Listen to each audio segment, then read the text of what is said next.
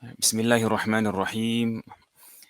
إن الحمد لله نحمده ونستعينه ونستغفره ونتوب إليه ونعوذ بالله من شرور أنفسنا ومن سيئات أعمالنا. من يهده الله فلا مضل له ومن يضلله فلا هادي له. أشهد أن لا إله إلا الله وحده لا شريك له وأشهد أن محمدا عبده ورسوله. اللهم صل وسلم وبارك وأنعم على عبدك ورسولك محمد وعلى آله وصحبه أجمعين. فإن أصدق الحديث كتاب الله وخير الهدي هدي محمد صلى الله عليه وسلم وشر الأمور محدثاتها فإن كل محدثة بدعة وكل بدعة ضلالة وكل ضلالة في النار. رب اشرح لي صدري ويسر لي أمري واحلل عقدة من لساني يفقه قولي. أما بعد. Assalamualaikum warahmatullahi wabarakatuh. Alhamdulillah, kita bersyukur kepada Allah Azza wa Jal kerana diberikan bermacam-macam nikmat, dan di antara nikmat ataupun nikmat yang terbesar yang Allah berikan kepada kita adalah tak lain tak bukan adalah nikmat hidayah. Hidayah yang Allah berikan kepada kita untuk menerima dan beriman dengan agama al-Islam. Baik, jadi insya-Allah pada pagi hari ini, iaitu hari Ahad 16 Julai 2023, bersamaan dengan 27, kalau tak silap 27 Zulhijjah 1444 Hijri, kita nak berbincang ataupun berkongsikan suatu kuliah khas pada pagi ini, di mana tajuknya adalah berbangga dengan agama Islam. Berbangga dengan agama al-Islam. Baik, apa yang nak dikongsikan pada pagi ini tuan-tuan dan puan-puan sekalian?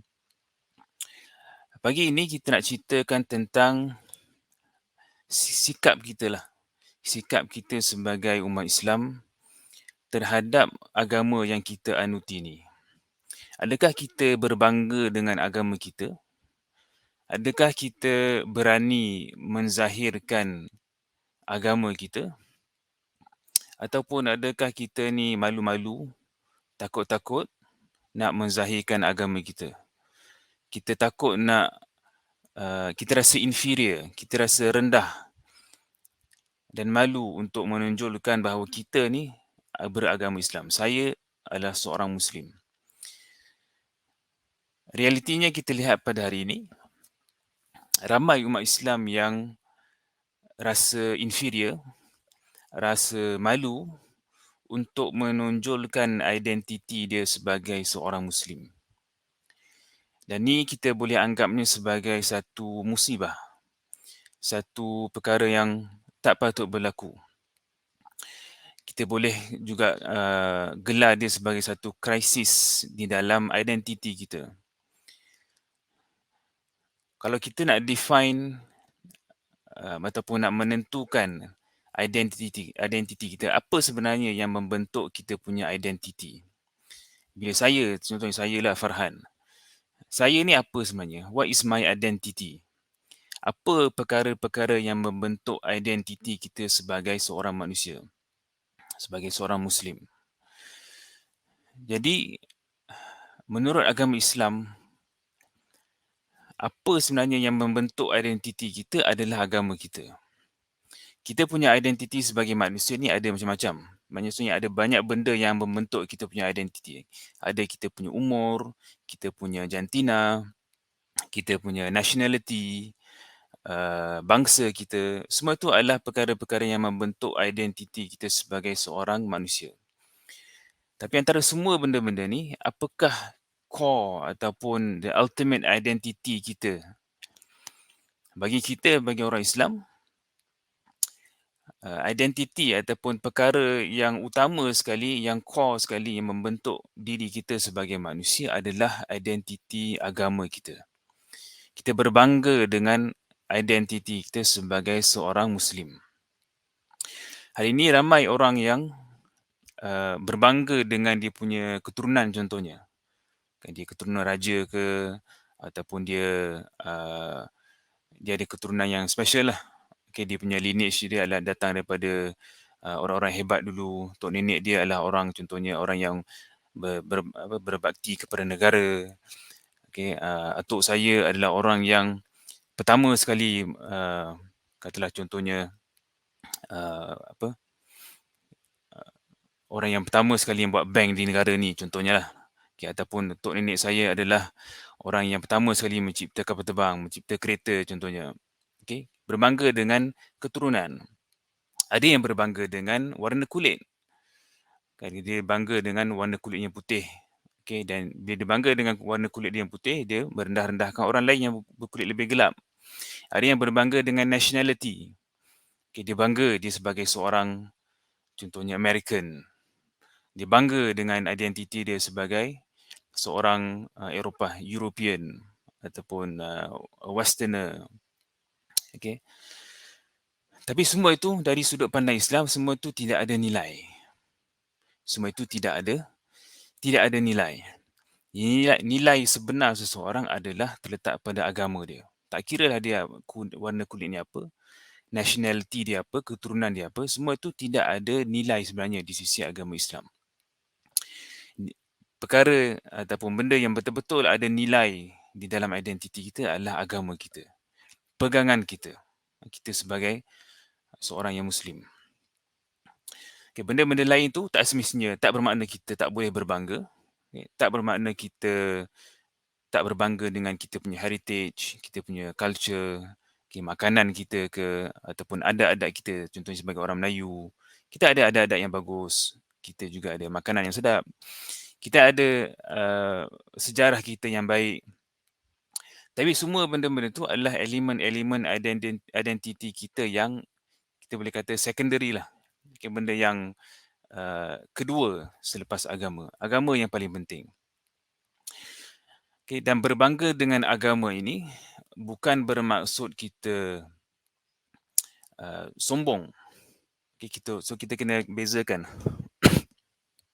antara rasa bangga ataupun rasa izzah dengan agama dengan sombong. Sombong ni adalah apabila kita merendahkan orang lain disebabkan oleh diri kita. Saya kulit putih, maka saya lebih better daripada orang lain. Itu adalah berbangga ataupun sombong. Ataupun saya orang, nationality saya lebih hebat daripada awak. Saya daripada negara ni, awak daripada negara itu. Jadi saya lebih baik sebab saya daripada negara ni. Itu adalah sombong dan bongkak yang tidak diterima oleh agama Islam. Tapi yang kita maksudkan di sini, berbangga dengan agama adalah kita rasa izzah. Kita rasa izzah. Izzah ni maksudnya berbanggalah. Dan izzah ini, rasa berbangga dengan agama ini membawa kepada rasa tanggungjawab. Kita rasa bertanggungjawab terhadap agama kita. Bila kita rasa berbangga dengan agama Islam yang kita anuti, maka kita rasa bertanggungjawab untuk membawa agama ini dengan sebaik-baiknya. Kita amalkan agama Islam, ajaran-ajaran agama Islam yang kita tahu. Kita cuba convey, sampaikan keindahan agama Islam ni kepada orang lain dan tak rasa malu untuk menonjolkan amalan kita, identiti kita sebagai orang Islam. Dan juga selain daripada tanggungjawab, dia juga bangga dengan identiti agama ini membawa kepada rasa maruah. Adanya maruah, adanya dignity sebagai seorang Islam. Maknanya kita tak mudah dipijak lah. Bila ada orang menghina agama kita, bila ada orang yang nak merendah-rendahkan agama Islam, kita ada maruah, kita mempertahankan agama kita daripada dipijak-pijak, daripada direndah-rendahkan oleh orang lain. Itu maksud izzah di sini. Bukan untuk kita rasa sombong dan belagak disebabkan oleh diri kita, tapi kita rasa bertanggungjawab untuk menonjolkan agama Islam ni di sekeliling kita. Jadi kita nak tengok di sini, insya-Allah taala pada pagi ini, pertama sekali adalah konsep izzah. Konsep berbangga dengan agama ini, ataupun istilahnya adalah izzah. Dan kemudian kita nak tengok apakah mahasinul Islam, keindahan-keindahan agama Islam ni. Dan kita nak tunjulkan keindahan agama Islam ni supaya kita boleh berbangga dengan agama ini. Supaya kita boleh rasa bermaruah, rasa berbangga dengan agama yang kita anuti ini dan tidak lagi rasa inferior. Tidak lagi rasa rendah di hadapan agama-agama lain ataupun di hadapan ideologi dan pemikiran yang lain. Okay, so dua itu yang kita nak tengok pada pagi ini insya-Allah azza wa jalla. Okay, yang pertama sekali konsep izzah ataupun berbangga dengan agama. Perkataan al-izzah ini disebutkan dalam Al-Quran. Okay, Allah Subhanahu wa taala ada sebutkan perkataan al-izzah ini di dalam beberapa tempat di dalam Al-Quranul Karim. Okay, saya nak bawakan satu saja di sini, iaitu firman Allah Subhanahu wa taala, "Walillahil izzatu walirasulihi walilmu'minin, walakinnal munafiqina la ya'lamun." Bermaksud walillahil izzah. Dan izzah itu adalah milik Allah Subhanahu wa taala. Walirasulihi, dan rasulnya, walil mu'minin, dan orang-orang yang beriman. Walakinnal munafiqina la ya'lamun, akan tetapi orang-orang munafiqin tidak mengetahui. Jadi dalam ayat ini Allah Subhanahu wa taala clearly memberitahukan kepada kita bahawa al-izzah ataupun berbangga ni, sikap ataupun perasaan bangga ini adalah lillahi wa li rasulihi wa lil mu'minin. Dia adalah milik Allah Subhanahu wa taala, rasulnya dan juga orang-orang yang beriman. Bermakna perasaan izzah ini, perasaan rasa bangga dengan agama ini adalah didatang daripada Allah Subhanahu wa taala. Didatangnya daripada Allah Subhanahu wa taala sebab dia miliknya. Dia milik Allah Subhanahu wa taala. Maka apabila izzah ni milik Allah dan milik Rasul dan milik orang-orang yang beriman, bermakna izzah ini hanya datang apabila kita benar-benar beriman dengan Allah Subhanahu wa taala. So iman itulah punca ataupun sumber datangnya perasaan izzah ni. Tanpa adanya rasa iman ni, tanpa adanya keimanannya, maka rasa izzah ini tidak akan datanglah. Okay, rasa izzah ini tidak akan datang. Dan iman ini datang kepada kita, dan izzah ini datang kepada kita apabila kita kenal realiti diri sendiri. Bila kita beriman dan kita mengenali diri kita dan kita betulkan kefahaman kita tentang realiti kehidupan, maka dengan itu datangnya rasa izzah. Okay, so ada seorang ulama yang memberikan definisi kepada izzah ni, iaitu Ar-Raghib Al-Asfahani. Ar-Raghib Al-Asfahani dia kata tentang al-izzah, al-izzatu manzilatun syarifah wa hiya natijatu ma'rifatil insani biqadri nafsihi wa ikramiha 'anil dhara'ati lil a'radid dunyawiyyah kama anna al-kibra natijatu jahlil insani biqadri nafsihi wa inzaliha fawqa manzilatiha. Okay, kata beliau, kata Raghib Al-Asfahani rahimahullah, dia kata al-izzatu manzilatun syarifah. Izzah ini adalah suatu manzilah, suatu kedudukan yang tinggi dan mulia. Maksudnya dia adalah satu benda yang mulia. Kemudian dia kata wahiyya natijatu, dan berbangga ataupun izzah ini adalah natijah kepada ma'rifatul insani biqadri nafsihi. Apabila seorang manusia itu, seorang insan mengetahui kedudukan diri dia. Izzah ni datang, dia adalah natijah apabila seorang insan itu mengenali kadar dirinya, mengenali level dirinya.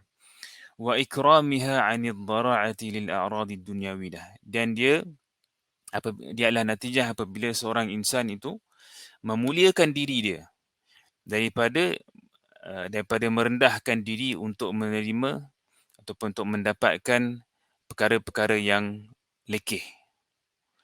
Maknanya apa yang nak disebutkan di sini adalah al-izzah ni adalah apabila kita sedar akan diri kita, sedar akan manzilah ataupun kedudukan mulia yang Allah Subhanahu Wa Taala berikan kepada kita sebagai manusia dan kedudukan kita sebagai hamba Allah Subhanahu Wa Taala. Dan dengan itu kita muliakan diri kita daripada perkara-perkara yang lekeh. Okey. Dan kemudian dia kata lagi kama annal kibra natijatu jahlil insani biqadri nafsihi. Dan al-kibr pula, al-kibr ni maksudnya takabbur, sombong. Dia adalah natijatu jahlil insani biqadri nafsihi. Sombong ni adalah apabila seorang itu, dia adalah natijah apabila seorang itu jahil tentang kadar diri dia. Wa inzaliha fawqa manzilatiha, dan dia naikkan diri dia lebih tinggi daripada kadar diri dia. Okay, so itu adalah punca orang takabur dan sombong. Bila dia tak sedar diri lah, senang kata, tak sedar diri, dia rendah aja sebenarnya, tapi dia menaikkan diri dia lebih tinggi daripada kadar dia. Sombong, itu adalah orang yang sombong. Okay. So, orang yang sombong ni adalah bila dia sebenarnya adalah kebodohan lah. Okay, bila dia tak sedar tentang diri dia, maka orang tu akan sombong. Tapi kalau orang tu tahu diri dia, tahu kadar dirinya, tahu realiti dirinya sendiri, dia tak akan, sesekali tidak akan sombong. Okay, jadi al-izzah ni, rasa berbangga dengan diri, dengan agama, dia adalah satu nilai yang mulia, dan nilai yang mulia ni biasanya dia akan berada di tengah-tengah antara dua ekstrim. Dan bila kita kata contohnya orang yang pemurah. Pemurah ni adalah dia tengah-tengah antara kedekut dengan membazir. Kan, so orang yang membazir ni benda yang tak elok, ekstrim yang melampau. Dan orang yang kedekut pun adalah orang yang ekstrim juga. Dan tengah-tengahnya adalah orang yang pemurah. Okay, pemurah tu adalah nilai yang mulia. Membazir nilai yang tak elok, kedekut juga nilai yang tak elok. Pemurah adalah di tengah-tengah, itu adalah nilai ataupun akhlak yang mulia. Sama juga dengan izzah ni. Izzah ni adalah satu nilai, satu akhlak yang mulia, dan dia berada di tengah-tengah antara dua ekstrim. Okay, ekstrim yang satunya adalah sombong, yang tak sedar diri, dan yang kedua adalah merendahkan diri, zullah. Okay, so al-izzah ni berada di tengah-tengah. Kita taklah merendahkan diri sampai menghina diri, dan kita juga tidak ada kibr ataupun takabur dan sombong. So dia adalah nilai yang berada di tengah-tengah.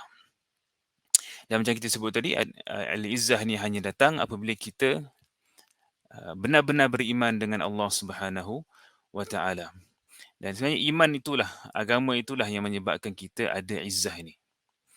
Okay, dan Allah Subhanahu Wa Taala pun kalau kita lihat di dalam Al-Quran, di mana Allah sebutkan tentang kaum muslimin, ataupun Allah melarang kaum muslimin daripada merendahkan dirinya sangat.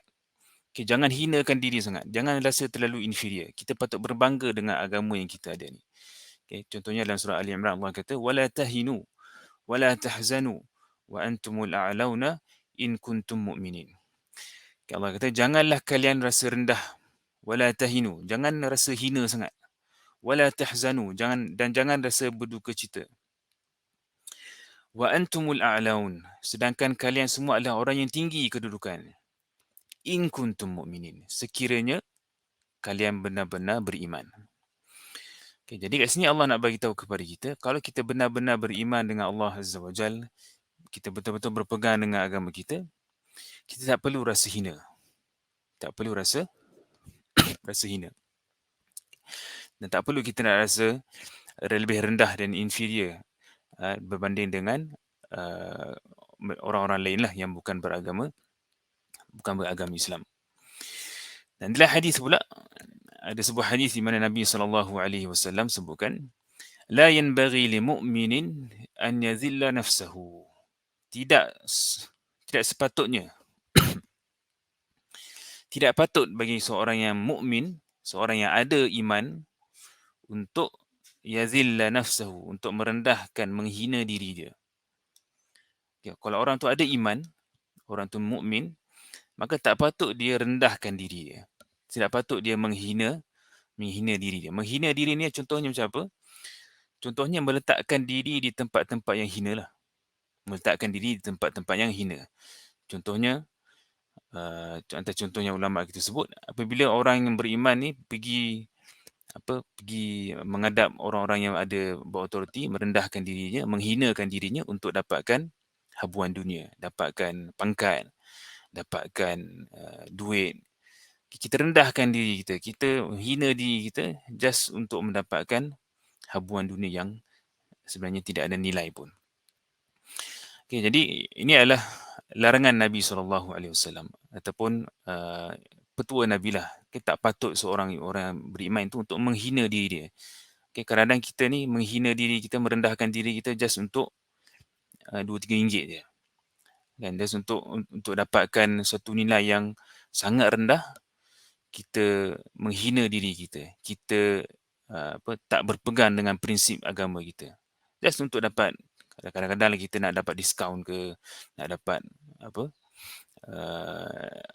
hadiah lebih ke, kita rendahkan diri kita, kita hina diri kita, kita longgar dengan prinsip agama kita just untuk suatu benda yang sangat-sangat tidak bernilai. Jadi Nabi kata tak patut seorang mukmin berbuat sedemikian. Jadi ini adalah konsep izzah. Ini adalah konsep izzah, iaitu rasa berbangga untuk menzahirkan agama, dan ia adalah satu nilai yang sangat bagus. Bahkan setiap orang beriman tu kena ada rasa izzah, kena rasa bangga dengan agama yang dia anuti. Bila berdepan dengan apa-apa situasi pun, kita berpegang dengan prinsip. Kita berpegang dengan prinsip. Dan alhamdulillah kita ada contoh-contoh yang banyak daripada sirah Nabi SAW, daripada para sahabat. Kita ada juga beberapa contoh yang contemporary. Mungkin yang lebih contohnya lebih relatable kepada orang-orang muda, contohnya macam orang-orang ahli sukan. Kita ada ahli sukan yang walaupun kita boleh tak bersetuju dengan sukan tersebut, tapi at least dia berbangga dengan agama dia. Contohnya macam UFC fighter tu kan, Khabib. Dia seorang MMA lah, peninju ataupun dia beraksi dalam sukan lawan lah. Tapi dia seorang Muslim dan dia memang clearly tunjuk dia punya agama Islam dia. Kita bolehlah tak setuju dengan sports yang dia involved tu, sebab dia menembuk lah apa semua. Tapi at least untuk orang muda,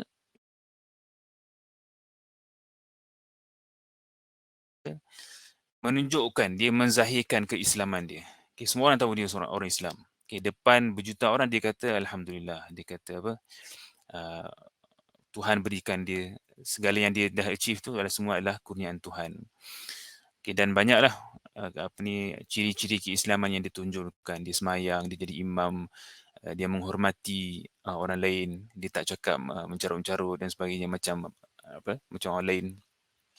Jadi itu adalah satu benda yang baguslah. Di mana kita tidak menggadaikan prinsip kita. Bila dia diinterview oleh perempuan, dia tak salam dan sebagainya. Jadi itu adalah izzah yang kita nak lah. Di mana tempat kita diletakkan, kita berpegang teguh dengan agama yang Allah Subhanahu Wa Taala berikan kepada kita. Baik, jadi itu adalah konsep izzah. Jadi yang seterusnya, kita nak tengok keindahan agama Islam.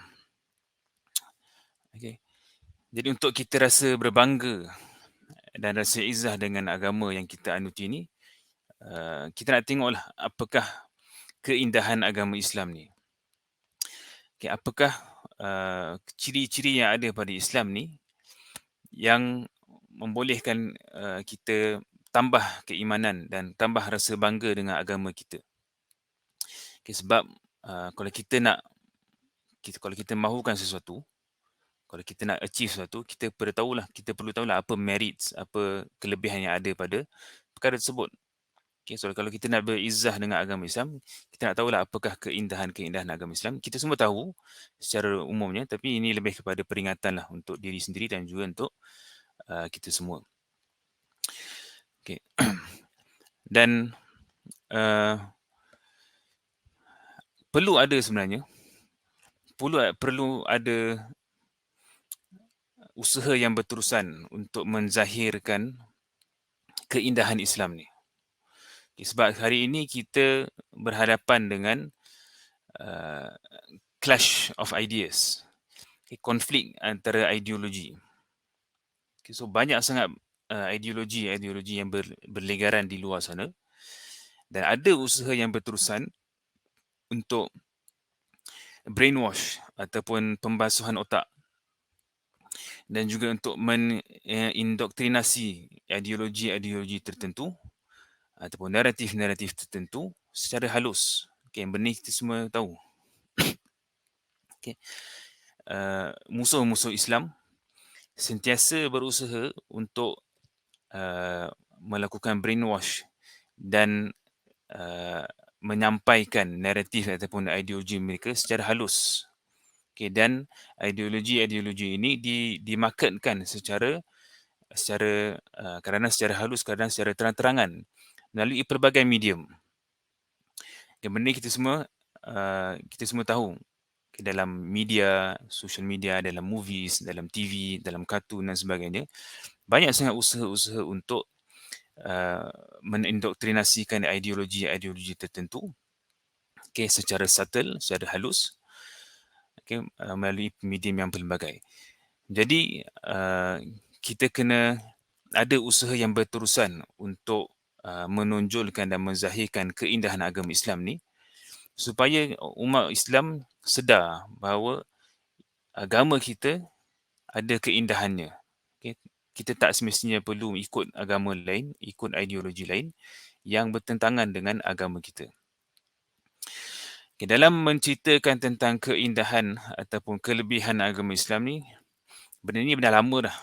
Okay, banyak dah buku-buku dan ulama-ulama kita yang daripada dulu lagi yang tulis tentang keutamaan ataupun keindahan agama Islam. Kita ada contohnya, ataupun ada beberapa metodologi lah. Ada beberapa cara dan metodologi tentang macam mana ulama kita sampaikan keindahan Islam ni. Okay, ada yang ceritakan tentang keindahan agama Islam ni dari sudut hukum hakam dia. Okay, hukum hakam fiqh, syariah. Bermula daripada bab bersuci. Okay, macam mana agama Islam ni sangat indah dan istimewa dari segi cara bersuci. Macam mana kita setiap kali nak solat, kita basuh badan kita. Okay, basuh kepala, basuh tangan, basuh muka, basuh kaki. Dan cara kita beristinja, cara kita buang air kecil, buang air besar, masuk tandas, keluar tandas. Okay, kemudian solat kita, bagaimana indahnya solat kita ni. Muamalat, hukum hakam yang ada berkenaan dengan jual beli.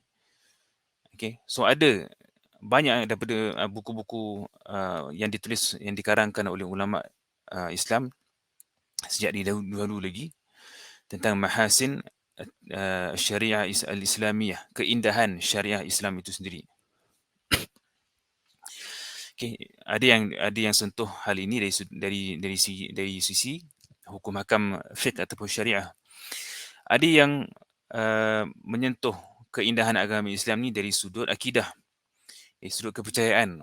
Macam mana kepercayaan agama Islam ni lebih indah lagi, lebih baik lagi jika nak dibandingkan dengan agama-agama lain. Ada yang cerita dari sisi akhlak.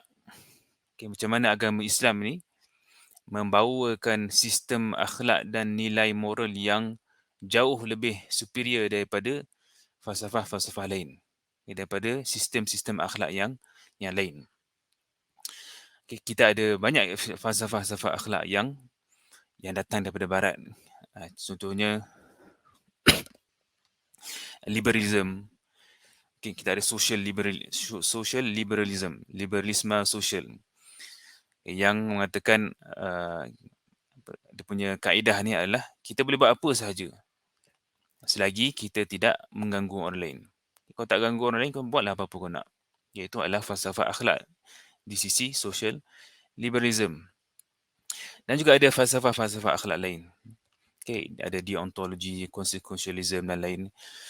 Jadi ada sebahagian ulama yang membuat perbandingan antara sistem akhlak yang ada dalam Islam dan bagaimana dia lebih superior, lebih baik lagi daripada sistem akhlak dan sistem nilai moral yang ada di dalam falsafah-falsafah lain.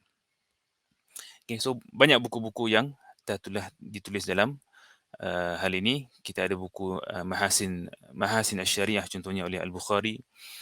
Kita ada Jamaliyatuddin, Jamaliyatuddin maksudnya oleh Farid Al-Ansari tentang akidah. Kita ada Nizamul Akhlaq, tak silap nama dia, oleh Ad-Draz. Semuanya cerita tentang kelebihan agama Islam dari sudut yang berbeza, dari sudut hukum hakam fiqahnya, dari sudut akidahnya, dari sudut akhlaknya dan lain-lain. Okay, selain daripada itu, kita juga ada sebahagian tulisan ulama kita yang menceritakan tentang keindahan Islam secara umum. Keindahan Islam secara umum, secara general. Islam ni secara generalnya banyak kelebihan-kelebihan yang dia bawa. Okay, kita ada buku contohnya Ad-Durrah Al-Mukhtasarah kata Islam oleh Syekh Sa'di dan sebagainya. So banyak dah, benda ni dah ditulis oleh ulama kita dengan banyak sekali, dan benda ni bukan benda yang baru, benda yang dah lama. Okay, ratusan tahun dahulu lagi ulama kita dah cuba menonjolkan dan menzahirkan keindahan Islam ini dari sudut yang berbeza-beza. Jadi hari ini insya-Allah taala kita nak tengok beberapa poin tentang kelebihan dan keindahan agama Islam ni dalam usaha untuk kita memantapkan dan menguatkan rasa bangga dan izzah kita terhadap agama yang kita cintai ini. Okay, so ada beberapa poin. Poin yang pertama,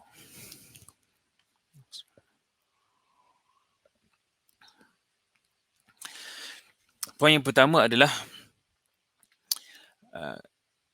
tentang keindahan Islam ni, ialah Islamic worldview yang komprehensif.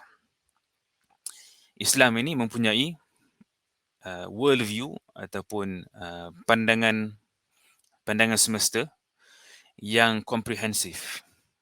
Okay, dulu kita ada kuliah tentang Islamic worldview kan oleh Al-Fadhil Ustaz Asri. Dia dah ceritakan dengan detail tentang Islamic worldview dan perbandingannya dengan worldview yang lain. Dan sini kita nak sentuh dengan ringkas je lah bagaimana Islamic worldview ini adalah suatu worldview yang komprehensif. Okay, di mana agama Islam ini datang untuk memberikan satu worldview, satu pandangan semesta, pandangan tentang kehidupan, tentang alam, tentang diri kita ni yang sangat komprehensif. Sangat komprehensif. Kalau kita nak bandingkan dengan ideologi lain, dia tak sekomprehensif dengan agama Islam. Okay, agama Islam ni mengajar kita tentang kehidupan dunia, okay, memberikan kepada kita macam mana kita patut pandang dunia ni. Okay, what our view should be with regards to this world. Kan, bila kita kehidupan kita di dunia, macam mana kita patut pandang dan melihat dunia ni. Dalam agama Islam, okay, dunia ini adalah tempat yang sementara.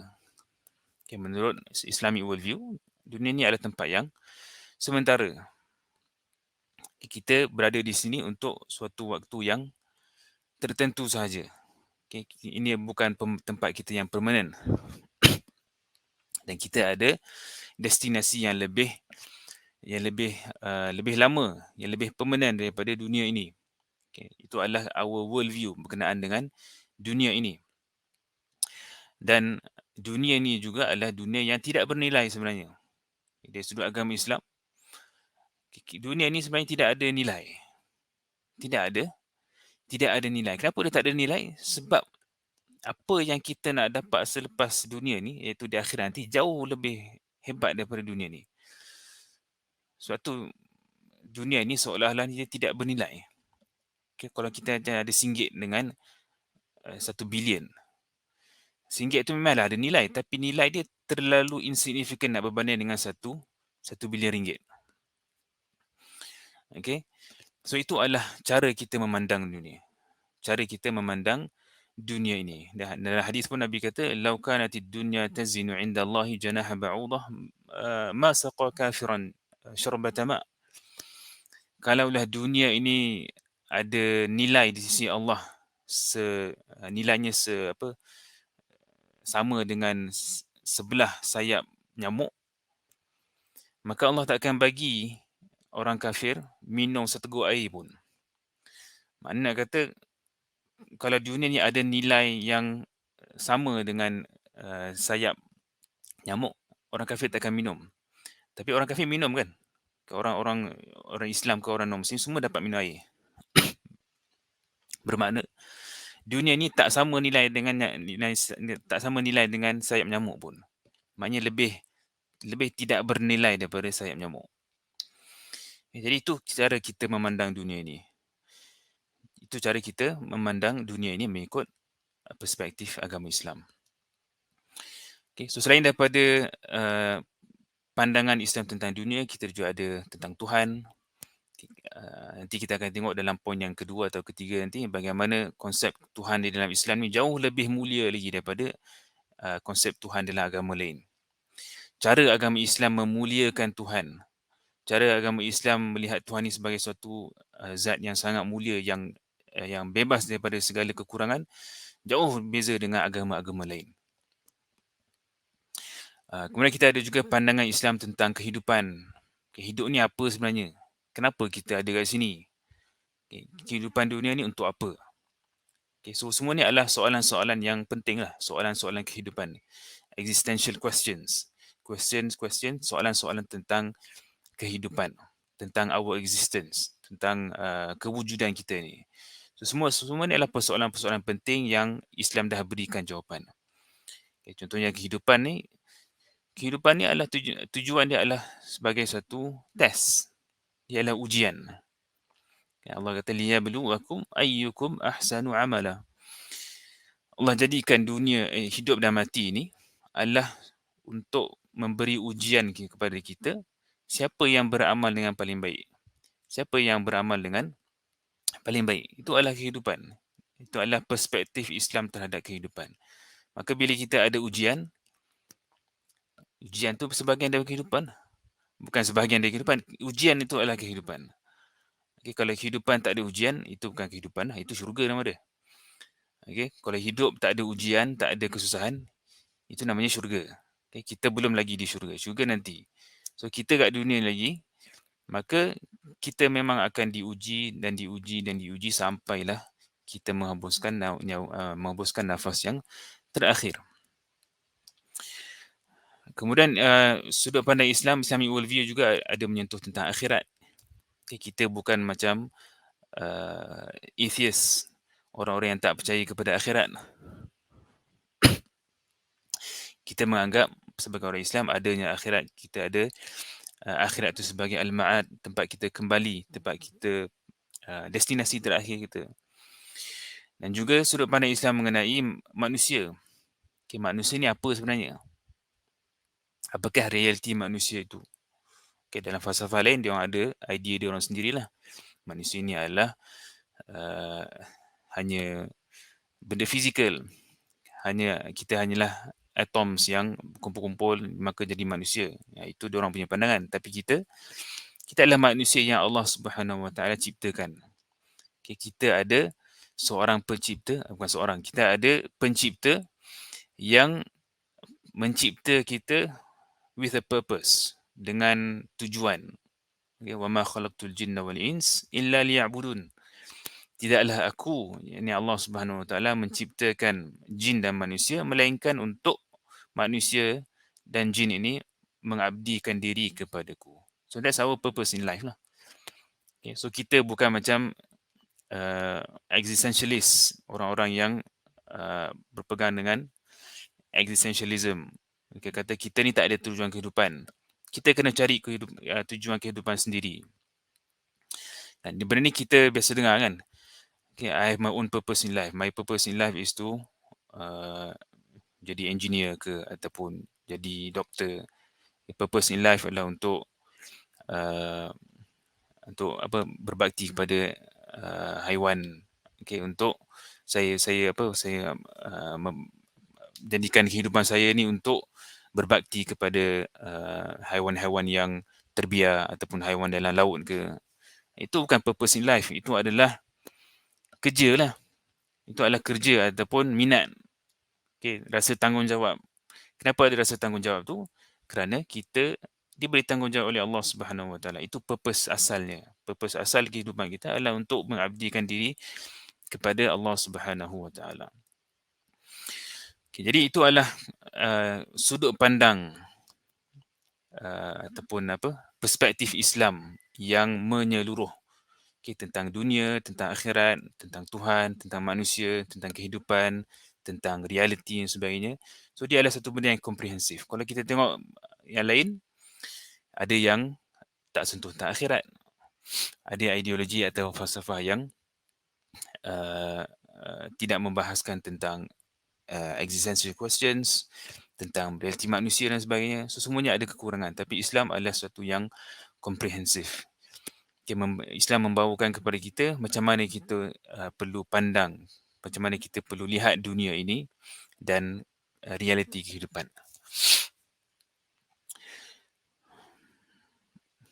Okay, itu yang pertama. Poin yang pertama berkenaan dengan keindahan Islam, iaitu Islam datang dengan suatu pandangan semesta yang komprehensif. Yang kedua, antara keindahan agama Islam adalah konsep ibadah yang ada dalam agama Islam. Konsep ibadah yang ada di dalam agama Islam. Okay, macam kita sebut tadi bahawa kita punya tujuan kehidupan adalah untuk mengabdikan diri kepada Allah Subhanahu Wa Taala. Dan mengabdikan diri kepada Allah ataupun ibadah ni, Islam mempunyai konsep yang sangat komprehensif, sangat unik berkenaan dengan ibadah. Dalam agama kita, ibadah ni bukan sekadar ritual-ritual biasa je. Bukan kita buat ritual-ritual tertentu je, tunggang terbalik, bangun turun apa semua, bukan itu saja.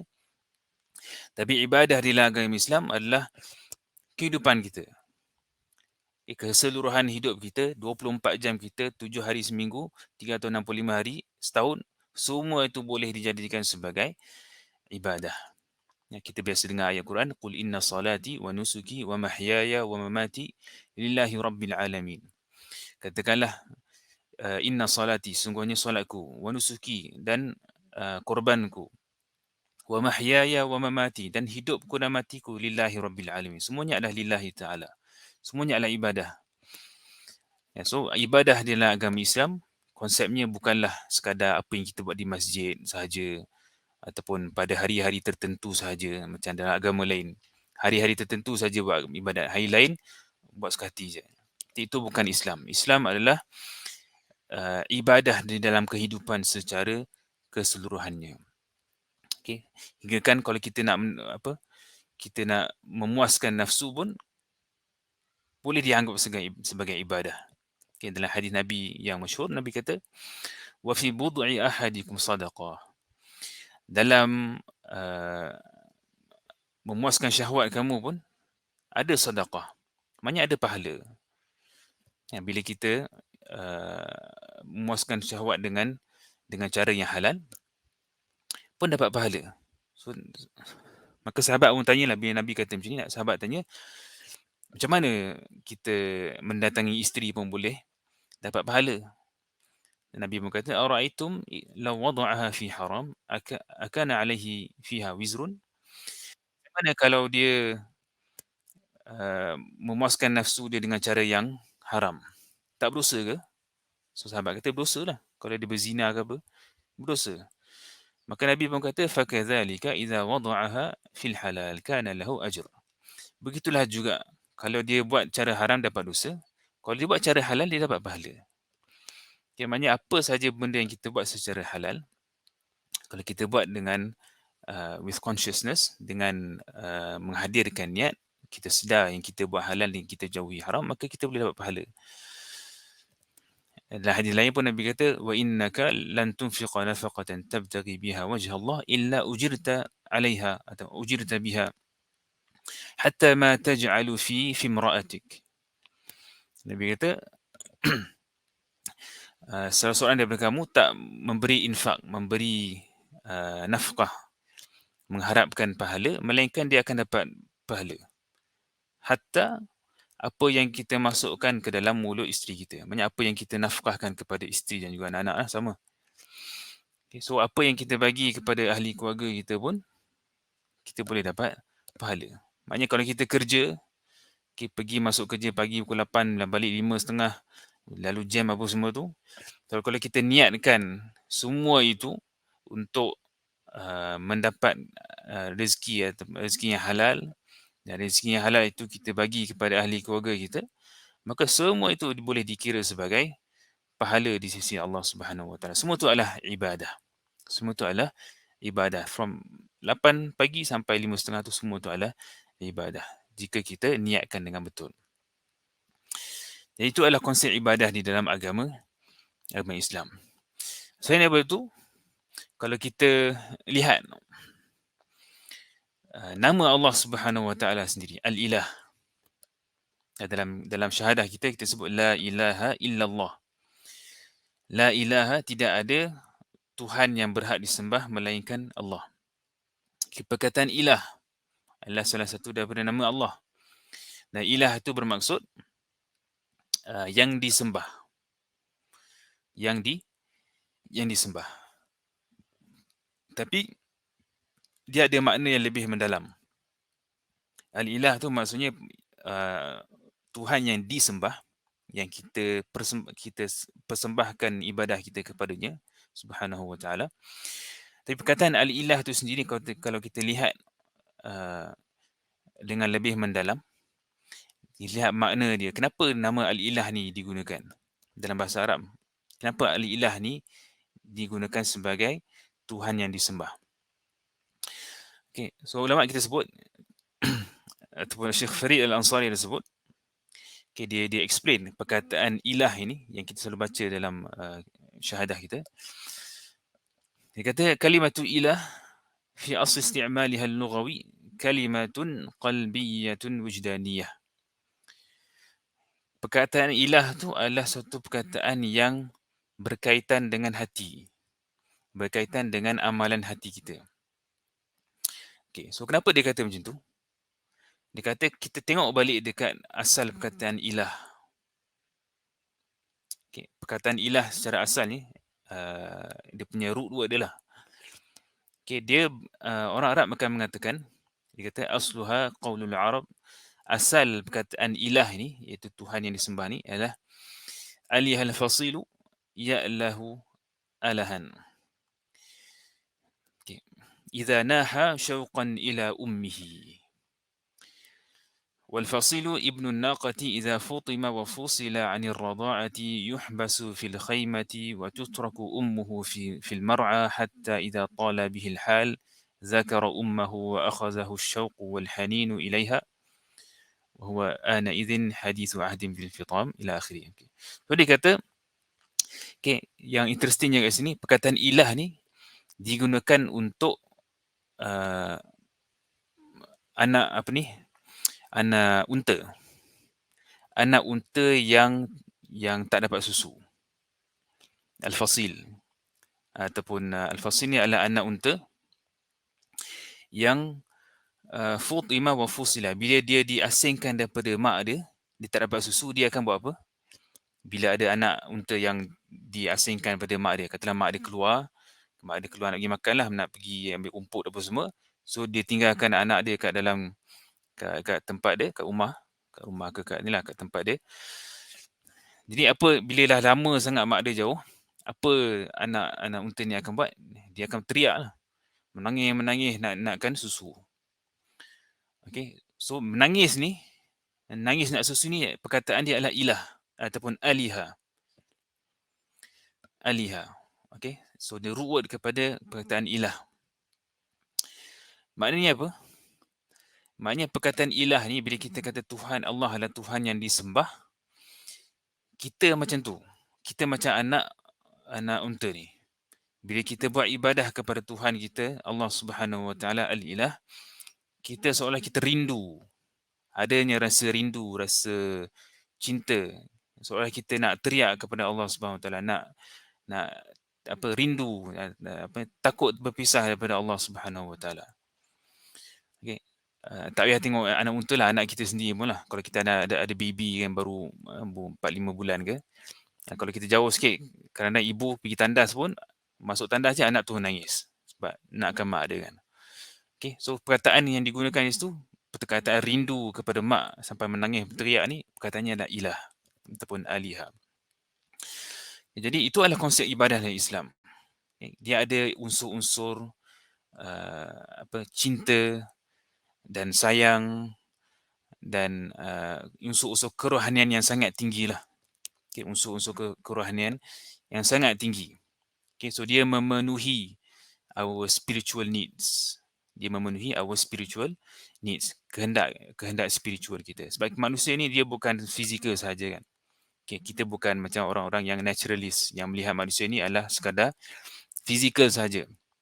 Okay, benda-benda spiritual ni tak penting. Tak, bagi kita sebagai Islam, manusia ni ada sisi fizikal, kita juga ada sisi rohani. So ibadah dalam Islam ni memenuhi kita punya spiritual needs, kita punya keperluan rohani yang kita ada sebagai seorang manusia. Okay. Jadi itu poin yang kedua, iaitu konsep ibadah di dalam Islam yang sangat menyeluruh, di mana kita boleh jadikan keseluruhan hidup kita sebagai ibadah, dan bagaimana ibadah di dalam agama Islam ni memenuhi kehendak rohani yang kita ada sebagai manusia. Okay, poin yang ketiga pula mengenai keindahan agama Islam ni adalah kelebihan Islam dari sudut bukti dan dalil. Okay. So agama Islam ni bukan agama yang kosong, bukan agama yang kita terima saja tanpa kita faham. Tapi agama Islam ni adalah agama yang berpijakkan ke atas ilmu, berpijakkan ke atas bukti dan dalil yang kukuh. Kita bukan agama yang hanya terima saja macam agama-agama sesat kan, agama-agama sesat yang contohnya ajaran-ajaran sesat yang tersebar lah. Okay, semua ikut je tok guru dia. Okay, tak tanya banyak. Okay, tok guru suruh minum air kaki, yang minum lah. Okay, kita bukan agama macam tu. Agama Islam adalah agama yang rasional, agama yang berpijak ke atas bukti dan dalil. Dan bukti kesahihan agama Islam ni memang sangat-sangat banyak. Okay, bukti dan dalil yang kita ada sebagai agama Islam ni tak boleh ditandingi oleh mana-mana agama lain. Dalam agama Islam, okay, kita sangat mementingkan pembuktian. Kita ada sesuatu, nak cakap sesuatu dalam agama Islam mesti ada bukti dan dalil. Okay, kalau kita nak bandingkan dengan agama-agama lain, kita boleh katakan dengan yakin sekali bahawa bukti-bukti kelebihan agama Islam ni ataupun keaslian, kesahihan agama Islam ni sangat banyak. Yang paling senang sekali Al-Quran itulah. Kita nak buktikan keaslian Al-Quran itu memang sangat senang.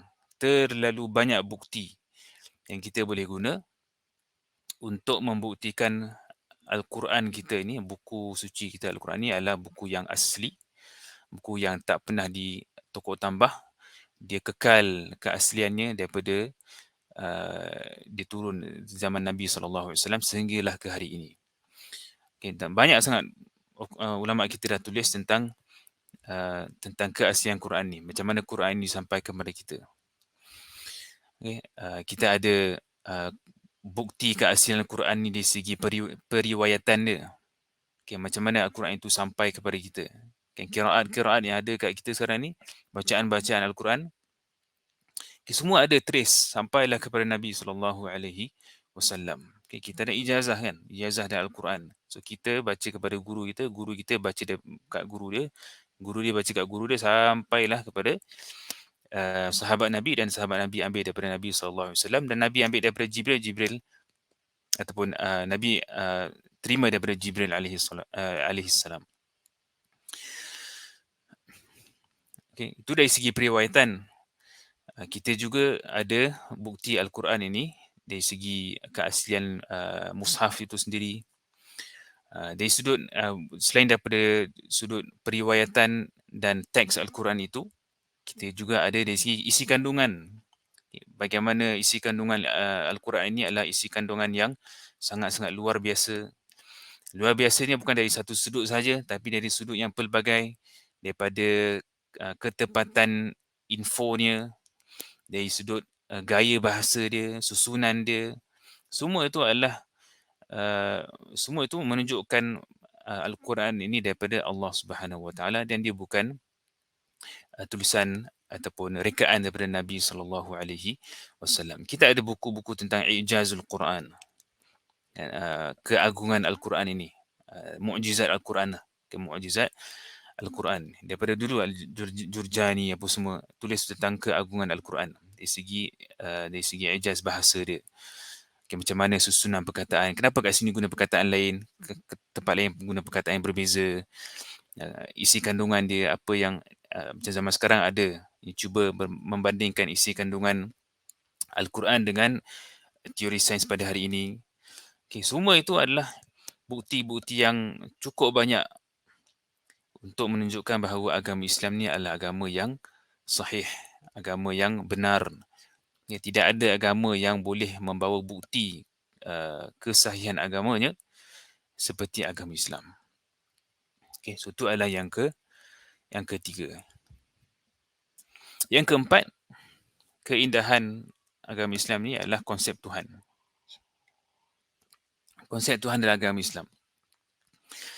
Konsep Tuhan dalam agama Islam ni tak ada siapa yang boleh, tak ada agama lain yang boleh tanding lah. Okay, konsep Tuhan yang ada dalam agama Islam ni adalah konsep yang sangat sempurna, sangat clear, jelas, simple.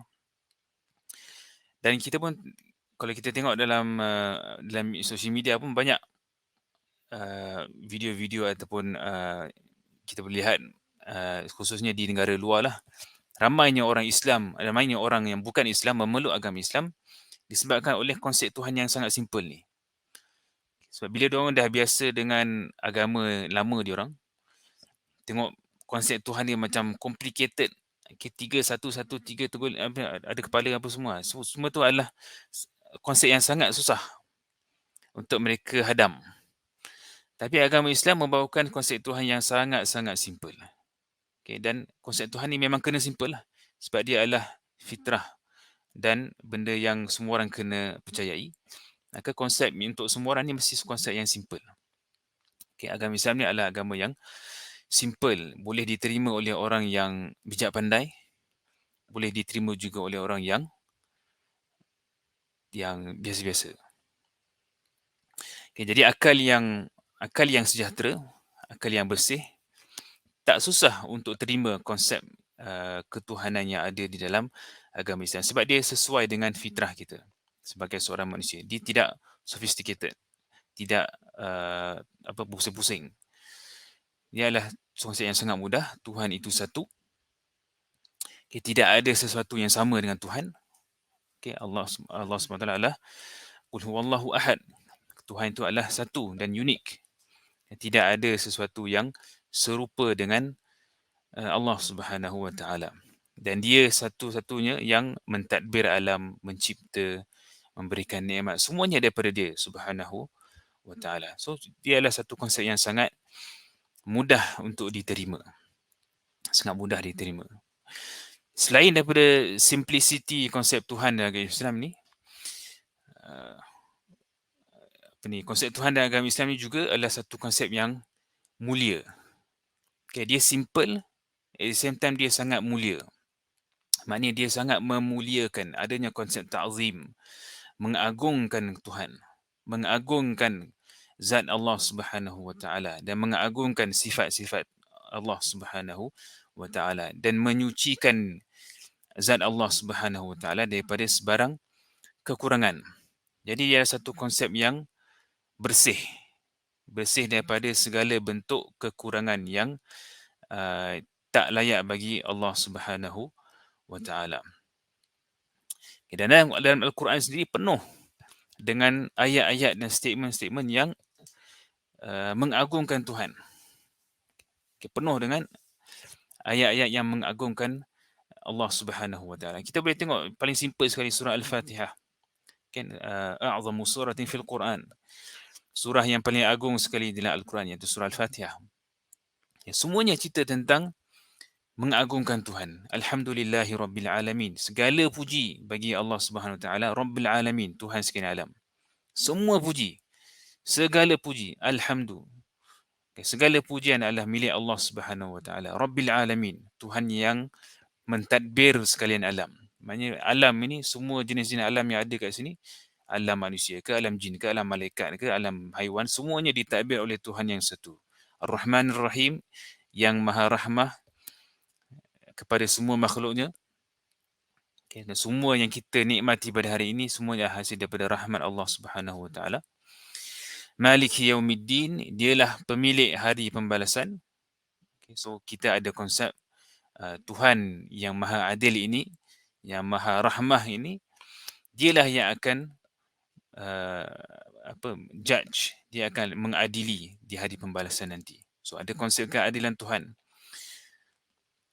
Kemudian dia cerita tentang hubungan kita manusia dengan Tuhan. Iyyaka na'budu wa iyyaka nasta'in. Hanya kepada Tuhan ini satu sahaja yang kita sembah, dan hanya kepada dia kita meminta pertolongan. So semua itu adalah konsep mengagungkan Rabb Subhanahu wa taala. Selain daripada itu kita ada ayat kursi. Tadi surah Al-Fatihah surah yang paling agung, ayat kursi ayat yang paling agung. Kenapa dia ayat yang paling agung? Sebab semuanya daripada awal ayat kursi sampai akhirnya semua cerita tentang mengagungkan Allah Subhanahu wa taala dan membersihkan Allah Subhanahu wa taala daripada segala sifat-sifat kekurangan. Allahu la ilaha illa huwal hayyul qayyum. Allah tiada Tuhan selain daripadanya. Al-Hayy Al-Qayyum, yang maha hidup, dan yang Al-Qayyum, yang tidak berhajat kepada selain, dia berdiri sendiri. Sampailah ke akhirnya, la ta'khudhu sinatun wa la nawm, apa semua, sampailah akhirnya. Semuanya menceritakan tentang mengagungkan dan memuliakan Tuhan. Okay, tak ada agama lain yang macam ni. Tak ada agama lain yang benar-benar mengagungkan Allah Subhanahu wa taala dan benar-benar menyucikan Tuhan daripada segala sifat kekurangan. Kalau kita tengok agama lain, semua ada elemen-elemen yang tak layak bagi Tuhan. Okay, contohnya kita ada agama lain seperti agama Kristianiti contohnya. Okay, bagaimana dalam agama itu adanya konsep-konsep yang tak layak bagi Tuhan. Okay, Ibn Qayyim contohnya ada satu poem, puisi yang menyoal konsep ketuhanan yang ada dalam agama Kristianiti. Kan dia kata, macam mana Tuhan ni boleh disalib?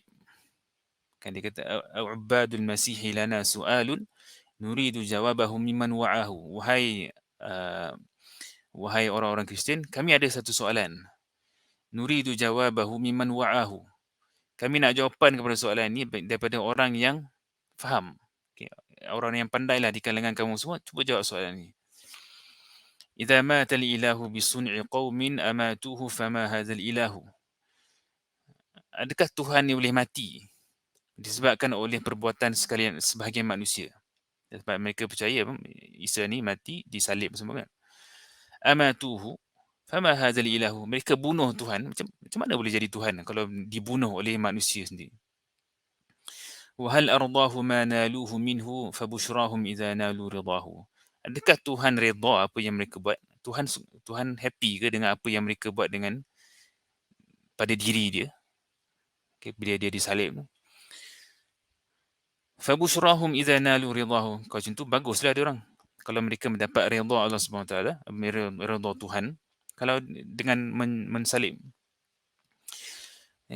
Wa in sakhata alladhi fa'aluhu fihi, tapi kalau Tuhan tak suka, tidak meredai apa yang mereka buat pada diri dia, faquwwatuhum idzan awhat quwahu, maka kekuatan mereka, maknanya orang-orang yang mensalib ni, dia orang lagi kuat daripada Tuhan. It doesn't make sense. Lepas tu dia kata lagi, ada macam-macam lah dia kata, kemudian dia kata lagi,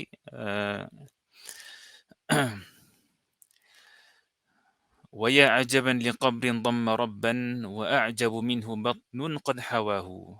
Kata pelik macam mana kubur boleh terima nak letak Tuhan dalam dia. Macam mana tanah boleh terima nak letak Tuhan yang baru dibunuh dalam dia. Wa a'jabu minhu batnun qad hawahu. Dan lebih pelik daripada itu, bagaimana perut boleh nak simpan Tuhan di dalamnya. Maknanya masa Isa sebelum dia dilahirkan lah. Okay, dalam perut Maryam alaihissalam. Aqama hunaka tis'an min syuhurin lada zulumati min haydin ghizahu. 9 bulan dalam perut mak dia. Okay, macam mana Tuhan boleh 9 bulan dalam perut ibu dia? Lada zulumat, dalam kegelapan. Okay, dalam kegelapan dalam perut mak dia. Min haydin ghizahu. Dan dimakan daripada darah. Kan baby kan bila dalam perut kan dia ambil makanan daripada mak dia lah. So 9 bulan Tuhan dalam perut mak dia makan daripada apa yang dimakan oleh ibu dia. Okay. Wa syaqqal farja mauludan saghiran dha'ifan fatihan lis-sadi fahu. Bila dia nak keluar, dia keluar daripada kemaluan ibu dia. Okay. Dalam keadaan yang saghiran dha'ifan, dalam keadaan kecil dan dhaif, lemah. Fatihan lis-sadi fahu. Buka mulut untuk minum susu.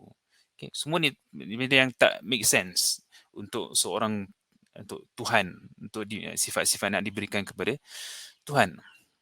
Okay, jadi nak katanya agama-agama lain, konsep Tuhan yang ada pada mereka tak semulia yang ada pada agama Islam. Agama Islam mensucikan Tuhan daripada segala bentuk kekurangan, segala bentuk sifat-sifat yang tak layak bagi seorang Tuhan yang disembah. Okay, dan kalau kita tengok pun, bila musuh-musuh Islam nak sebarkan keraguan dan kesangsian tentang agama Islam, mereka akan cari isu-isu terpencil. Mereka tak akan boleh, biasanya mereka tak akan sentuh konsep Tuhan dalam Islam. Sebab konsep Tuhan dalam Islam memang mereka tak boleh kacau. Mereka tak boleh nak campakkan keraguan. Sebab benda yang simple dan straightforward. Susah nak cari isu lah. Susah nak cari isu. So, dia akan cari isu-isu lain. Contohnya macam Nabi kahwin Aisyah. Kenapa kahwin Aisyah budak umur 9 tahun? Okay, so, dia orang besar-besarkan isu-isu macam tu. Padahal benda tu benda biasa je. Okay, bukan Nabi seorang je. Okay, banyak je orang lain yang buat benda yang sama. Isu-isu wanita. Okay, kenapa wanita dapat separuh?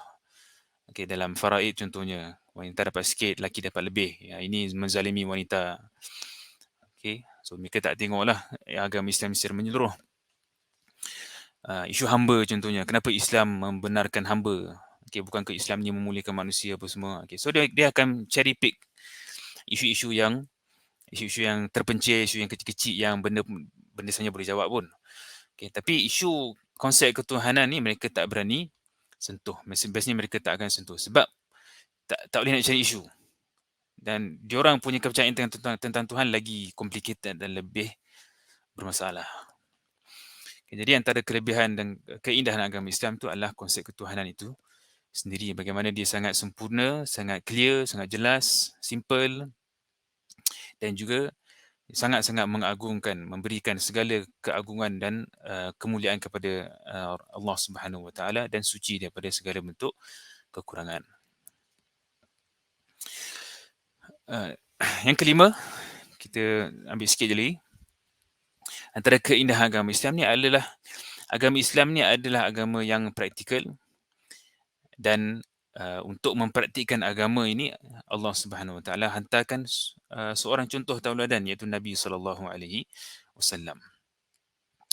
Okay, so agama ini bukan agama yang berbentuk teori saja, berbentuk khayalan saja, tak. Dia adalah agama yang dia ajar secara teori dan dia ajar juga macam mana nak praktikkan. Okay, dan praktik itu adalah daripada Nabi SAW. Dialah role model kita, dialah contoh tauladan kita dalam bagaimana kita nak meraih ridha Allah Subhanahu wa taala. Dan nabi yang dipilih ini adalah nabi yang cukup dia macam manusia biasa. Okay, manusia yang ada, dia seorang manusia individu yang ada sifat-sifat manusiawi yang lain. Maknanya ada hari dia gembira, ada dia sedih, kadang-kadang dia sihat, kadang-kadang dia sakit. Dia juga ditimpa musibah, bahkan musibah yang dia rasai sallallahu alaihi wasallam jauh lebih susah daripada kita. Okay, kebanyakan kita tak pernahlah kot di apa threaten nyawa, kan. Paling-paling pun kita hilang kerja ke, ataupun ada masalah sikit-sikit lah. Tapi Nabi SAW dihina, kan, bukan dihina secara mentally saja, tapi dihina secara fizikal. Kan, tengah sembahyang di depan Kaabah, dicampakkannya isi perut kambing, isi perut unta di atas belakang Nabi SAW ketika dia sujud. Penghinaan yang fizikal dan open. Nyawanya nak dibunuh tu banyak kali. Okay, so musibah yang ditimpa oleh Nabi SAW ni jauh lebih banyak daripada kita. Tapi dia adalah Nabi yang kita ikuti. Allah hantar baginda Nabi SAW untuk kita ikuti. Okay. Allah SWT tak hantar malaikat sebagai contoh tauladan. Okay, sebab apa? Sebab kita tak boleh nak relate lah dengan malaikat. Kalau hantar malaikat, macam mana kita nak ikut apa dia buat? Dia terbang, kita mana boleh terbang. Okay, dia tak makan, kita makan. So Allah SWT tak hantar malaikat sebagai contoh tauladan, tapi Allah SWT hantar Nabi yang hidupnya penuh dengan kesusahan. Okay, tapi dengan kesusahan itulah dia boleh tinggikan darjat. Dia boleh menjadi orang yang paling bertakwa. Okay, dan Nabi SAW ni, okay, nak kata hebatnya, tak ada manusia lain yang kita tahu tentang kehidupannya dengan secara detail sekali seperti Nabi SAW. Kalau individu-individu lain, yang katalah siapa-siapalah, presiden ke apa ke, kita tahu cerita kehidupan dia sikit-sikit. Tapi Nabi SAW, kita tahu kehidupannya secara detail sekali. Okay, segala detik kehidupan dia didokumentasikan, direkodkan. Okay, bila dia bercakap, bila dia senyap pun direkodkan. Kan, contohnya dalam solat. Okay, para sahabat rekodkan bila Nabi baca, bila Nabi senyap. So, bila Nabi senyap pun ada direkodkan. Bila dia jalan, bila dia berhenti pun jalan. Macam mana dia jalan pun direkodkan. Macam mana dia pergi tandas pun direkodkan. Okay, semua sisi kehidupan Nabi SAW direkodkan supaya kita boleh dijadikan sebagai contoh tauladan. Mana ada agama lain yang macam ni? Mana ada agama lain yang macam ni? Okay, agama Islam sahaja yang ada contoh tauladan yang sangat detail sehingga kita boleh follow step by step. Okay, every second of his life kita boleh follow.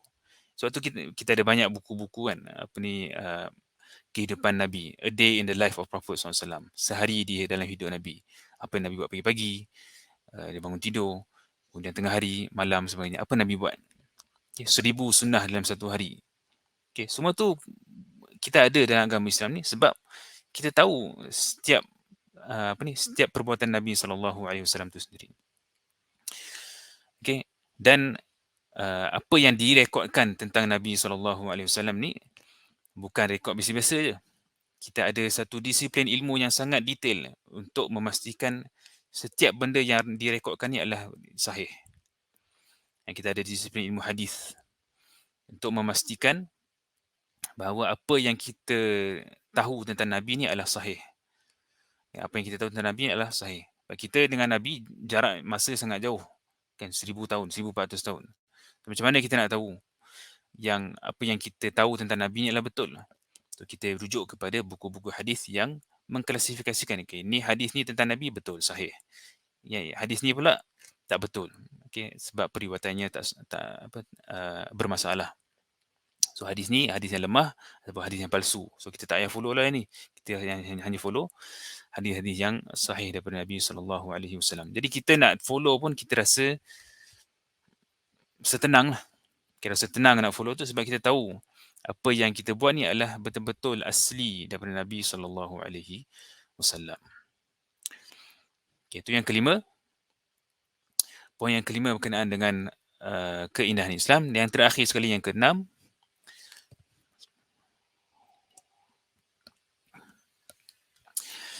Yang keenam adalah keindahan Islam jika kita bandingkan, okey.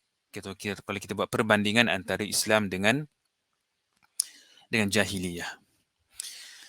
Okey, so antara cara untuk kita nak lihat betapa istimewanya Islam ini bila kita comparekan Islam dengan sebelum Islam ataupun Islam dengan benda-benda lain, ideologi ataupun agama pegangan lain. Yang antaranya jahiliyah lah. So, kita tahu bahawa Nabi SAW dihantarkan oleh Allah Subhanahu Wa Taala di dalam satu masyarakat Arab yang disebutkan sebagai jahiliyah. Okay, jadi Nabi SAW datang dengan misi islah untuk memperbaiki apa yang diamalkan oleh masyarakat ketika itu. Okay, apa yang mereka amalkan dari segi kepercayaan, akidah mereka, kepercayaan mereka tentang Tuhan contohnya. Perbaiki akhlak mereka, adat dan amalan seharian mereka. Jadi Nabi SAW ni adalah seorang Nabi yang datang dengan ajaran yang islah. Okay, yang cuba memperbaiki kekurangan-kekurangan yang ada di zaman jahiliah tersebut. Dan apa yang Nabi SAW bawa ini adalah satu yang sangat-sangat unik. Sangat-sangat unik dan tidak ada agama ataupun gerakan-gerakan lain yang setanding pun dengan agama yang Nabi SAW bawa. Okay, contohnya kita ada Abu Hasan An-Nadwi pernah kata, dia kata laqad kana hadha al-inqilab alladhi ahdathahu sallallahu alaihi wasallam fi nufus al-muslimin biwasitatihim fi al-mujtama' al-insani aghrab ma fi tarikh al-bashar. Apa yang Nabi sallallahu alaihi wasallam bawa ni adalah satu gerakan ataupun satu agama yang paling pelik ataupun bukan pelik lah, paling unik sekali jika nak dibandingkan dengan yang lain-lain. Kita kata kana ghariban fi sur'atihi. Dia unik dari sudut cepatnya dia. Okay, sebab dalam masa 23 tahun saja, okay, Nabi jadi Nabi, dilantik sebagai Nabi umur 40 dan baginda wafat umur 63. So 23 tahun saja. Okay, 23 tahun tu tak lama lah sebenarnya. Okay, untuk menghasilkan satu perubahan yang sangat besar dalam masa 23 tahun tu adalah satu yang sangat unik. Dan unik ini adalah kerana dibantu oleh Allah Subhanahu Wa Taala lah. Wa kana ghariban fi 'umqihi. Dan juga dia unik dari sudut dalam dia. Okey, betapa deepnya perubahan ni. Okey, so perubahan yang dibawa oleh Nabi sallallahu alaihi wasallam ni bukan perubahan yang superficial saja, bukan dari segi luaran saja, tapi dia mengubah hati orang-orang Arab ketika itu. Okay, daripada perubahan itu bukan perubahan yang sekadar sikit-sikit, okay, tapi perubahan deep down. Okay, orang yang betul-betul jahat berubah jadi betul-betul baik. Orang yang betul-betul tak ada rahmat langsung tukar jadi orang yang penuh dengan rahmat. Okay, orang yang kedekut berubah terus jadi orang yang sangat-sangat pemurah. Okay, so dia punya perubahan yang dibawa oleh Nabi sallallahu alaihi wasallam ni adalah satu perubahan yang sangat deep lah. Wa kana ghariban fi sa'atihi wa shumulihi. Dan dia juga unik dari sudut comprehensiveness dia, keluasan dia. So dia bukan satu bentuk perubahan dia yang dari satu sudut saja ataupun dari dua sudut saja, tapi dia adalah satu perubahan yang komprehensif, mengubah kehidupan secara total, mengubah kepercayaan, akhlak, amalan, semua ubah. Okay, dalam masa yang sangat singkat dan dengan cara yang sangat mendalam. wa kana ghariban fi wuduhihi wa qurbihi ila al-fahm. Dan dia juga sangat unik dari sudut ke betapa jelas dan mudahnya dia. Okey. So benda-benda lain, agama-agama lain ataupun ideologi-ideologi lain, dia mungkin boleh bawa perubahan tapi kadang-kadang sangat complicated. Tapi Nabi SAW uniknya agama yang dibawa ni adalah dia agama yang sangat mudah. Okey, dia sangat sangat mudah. Okey, orang yang pandai boleh faham, orang yang tak cerdik pun, orang biasa pun boleh faham. Okey, dia agama yang sesuai untuk semua. Okey. Jadi ini juga satu poin keunikan ataupun keindahan yang ada pada agama Islam lah. Okey. Dan itu perbandingan dengan jahiliyah.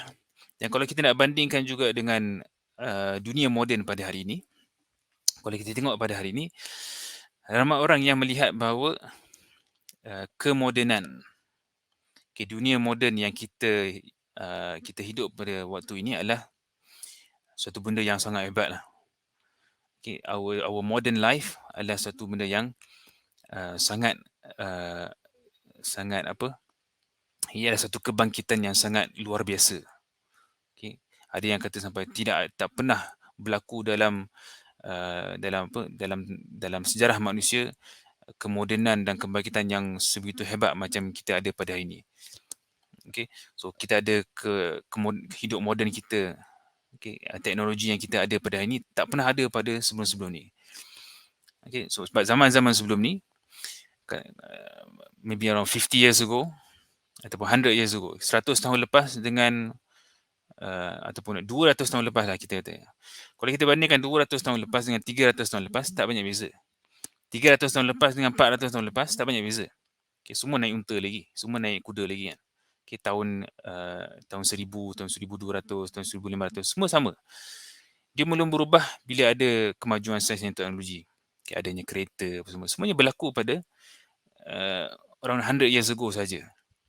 Dan dengan kereta, kapal terbang, phone, internet apa semua ni, semua berlaku dalam 100 tahun yang kebelakangan ini sahaja. So ramai yang melihat bahawa kemodenan ni adalah satu benda yang bagus, benda yang exceptional, yang tak pernah dilalui oleh mana-mana manusia sebelum ni, dan tidak ada ideologi ataupun agama yang boleh menandingi ideologi moden yang ada pada hari ini. Okay, tapi kalau kita lihat dengan adil, kebangkitan ataupun kemajuan moden yang kita ada pada hari ini semuanya lebih material saja. Dia tidak menyeluruh. Menyeluruh. Okay, so kemajuan sains dan moden yang kita ada pada hari ini semuanya lebih kepada material. Dia lebih kepada kehidupan duniawi. Kehidupan kita memanglah lebih selesa daripada 100 tahun dahulu. Tapi dia adalah kemajuan dari satu sudut saja. Dari sudut material saja. Dan kita juga boleh argue bahawa dunia moden pada hari ini boleh moden macam ada pada hari ini dengan menggadaikan benda-benda lain. Kita maju dari sudut material pada hari ini at the expense of kita rugi dalam sudut-sudut yang lain. Benda ni kita boleh lihat sekeliling kita lah. Okay, dunia moden menghasilkan apa? Manusia yang lebih depressed. Manusia yang lebih tidak berpegang kepada nilai. Kita ada krisis value krisis nilai, krisis morality. Kita boleh argue yang semua ni adalah hasil daripada kemodenan. Okay, bukan nak kata sains dan teknologi tak bagus. Yang tak bagus ni adalah gerakan yang tak seimbang ni. Bila gerakan moden ini, kebangkitan modernity yang ada pada hari ini, dia tak balance, dia hanya fokuskan kepada kemajuan material, kemajuan untuk menselesakan hidup saja. Dia lupa benda-benda lain. Dia tak seimbang. Dia lupa spirituality, dia lupa agama, dia lupa nilai-nilai moral. Jadi ketidakseimbangan ni yang menyebabkan kita hidup pada hari ini dalam satu krisis lah. Okay, walaupun dari segi dari segi kehidupan mewah, kita mewah. Okay, kita boleh duduk dalam aircon, kita boleh buat kelas secara online. Tapi dia ada ketidakseimbangan di situ. So, masih lagi tak boleh compare dengan perubahan yang dibawa oleh Nabi SAW, agama Islam. Okay, agama Islam bukan agama yang menyeluruh, okay, syumuliyah. Okay, dia merangkumi segala keperluan manusia itu sendiri. Dari sudut fizikalnya, dari sudut spiritual, dari sudut rohani, dari sudut akhlak dan sebagainya. Okay, jadi itu adalah poin yang keenam lah, iaitu keistimewaan agama Islam ni dari sudut apa ni, perbandingannya dengan agama-agama lain ataupun ideologi-ideologi lain yang tidak seimbang. Okay, jadi itu 6 poin yang nak dikongsikan pagi ini berkenaan dengan keindahan agama Islam dan juga betapa kita sepatutnya ada rasa izzah dan bangga dengan agama kita. Okay, tidak perlu lagi kita rasa inferior, rasa malu nak tunjukkan agama kita. Okay, it's time for us to tunjulkan dan zahirkan keindahan agama kita. Kita tunjukkan kepada semua orang bahawa agama kita inilah agama yang sangat indah, agama yang akan memberikan kebaikan kepada kita semua. Okay, jangan tak perlulah kita rasa inferior dan juga malu untuk menanjurkan agama kita. Dan sebagaimana firman Allah SWT, walillahil izzatu walirasulihi walilmu'minin. Dan izzah itu, rasa bangga itu adalah milik Allah dan Rasulnya dan juga orang-orang yang ada iman. Okay, wallahu ta'ala alam. Saya rasa setakat itu saja perkongsian untuk pagi ini. Semoga dia bermanfaat untuk diri saya sendiri dan juga para pendengar sekalian. Wallahu ta'ala alam. Kita akhiri insyaAllah kita punya sesi pada pagi ini dengan membacakan tasbih al-kafarah. Subhanakallahumma wa bihamdik. Asyhadu an la ilaha illa anta astaghfiruka wa atubu ilaik.